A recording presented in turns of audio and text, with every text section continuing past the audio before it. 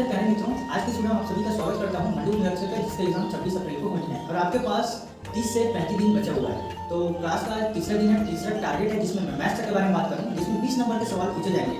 तो उन टॉपिक को पहले पढ़ के जाओ जो एग्जाम में बार बार पूछे जा रहे हैं। तो आज का जो टॉपिक रहेगा मैथ्स का आपका रहेगा लाभ हानि। वहाँ से क्वेश्चन पूछे जाते हैं, परसेंटेज से पूछे जाते हैं। देखिए साधारण ब्याज, चक्रवृद्धि ब्याज, यहाँ से टॉपिक एग्जाम में पूछे ही जाते हैं। उन टॉपिक को पहले खत्म करो जो परीक्षा में बार बार पूछे जा रहे हैं। तो आज का टॉपिक नोट करेंगे गणित का 20 नंबर के प्रश्न का सवाल है भाई। आप लोग अगर नोट करेंगे उन टॉपिक को जो परीक्षा में बार बार पूछे जा रहे हैं न्यू पैटर्न के हिसाब से, है ना। तो मैं टारगेट बताते जा रहा हूँ, उन टॉपिक को पहले कवर करो जो एग्जाम में बार बार पूछा जा रहा है। ठीक है, तो शुरू करते हैं आज की तीसरा टारगेट में गणित का, जिसमें लाभ हानि मैंने आपको बताया, प्रतिशत आपको बताया, साधारण ब्याज, चक्रवृद्धि ब्याज। एक भी क्वेश्चन नहीं छूटना चाहिए अगर यहाँ से आता है तो।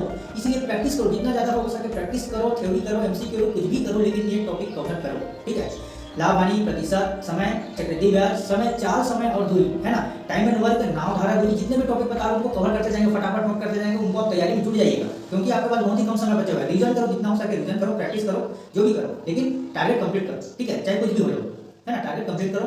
प्रतिशत, लाभ हानि, समय, चाल, समय, दूरी और आपका साधारण ब्याज, चक्रवृद्धि ब्याज, आपका औसत यानी कि एवरेज, एलसीएम, एससीएम लघुत्तम समार्थक, है ना। आपका फ्रिक्शन यानी कि फ्रैक्शन यानी कि भिन्न, छोटी संख्या, बड़ी संख्या। मैंने आपको जितना टॉपिक बताया उनको कवर करें, नोट करके कॉपी में लिख लीजिएगा। उन टॉपिक को पहले करें जो बार बार परीक्षा में पूछा जा रहा है। इसके बाद मैं रीजनिंग के बारे में बताऊंगा। ठीक है, रीजनिंग का टॉपिक कवर करेंगे। मैं जो अभी बता रहा हूं उनको पहले कवर कर लीजिएगा। उसके बाद आपका है एरिया वाला पढ़ लीजिएगा, वॉल्यूम वाला, आयतन और क्षेत्रफल वाला। वहां से आता है क्वेश्चन। और बेलन, शंकु, घन, घनाभ, आयतन, वहां से आता है 2D 3D डायमेंशन, है ना। वहां से आता है क्वेश्चन। फार्मूला वाला भी ज्यादा पूछ रहा है। अभी आपने देखा 2-3 जो एग्जाम है उनमें यही तौर पर देख रहा है, फार्मूला वाला, सही जोड़ी वाला, क्रम मिलाया वाला अपने तौर पर जो बता रहा है, क्वेश्चन दे रहा है और उसको आपको सोल्व करना है, विधि वाला वो अपने तरीका दे रहा है, उनके तौर पर आपको सोल्व करना है ना।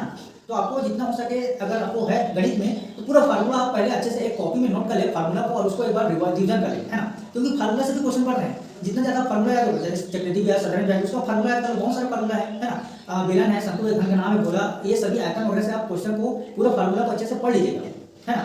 यहाँ से क्वेश्चन आते हैं, जितना भी टॉपिक मैंने आपको बताया पहले खत्म कर लीजिए। चाल, समय, दूरी, औसत, घन, घनाभ, है ना। ये सब पूरा टॉपिक है जो बार बार परीक्षा में पूछे जाते हैं। और कल एक और टॉपिक बताऊंगा गणित में, फिर उसका पूरा कंप्लीट हो जाएगा। ठीक है, तो टोटल ऐसे करके हम कंप्लीट करते जाएंगे। और आपको आज का और सेकंड क्लास में जो टारगेट दिया था, किन लोगों को कंप्लीट हुआ है, वो आप लोग कमेंट करके जरूर बताएं कि कितने लोगों को कंप्लीट हुआ कि नहीं हुआ। फिलहाल इतना ही। नमस्कार मेरे प्यारे।